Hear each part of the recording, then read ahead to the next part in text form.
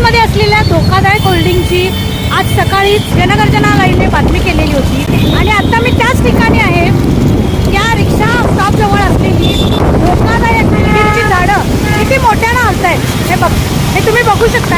माझ्या कडिंग्लजजवळ असणारा हा एक बोर्ड सुद्धा पडलेला आहे. ही परिस्थिती बघून तरी प्रशासनाचे डोळे उघडणार काय? नाहीतर मुंबईसारखी एखादी दुर्घटना होऊन ही झाडं आणि बोर्ड या रिक्षा चालकांच्यावर पडल्यानंतर त्यांचे डोळे उघडणार आहेत.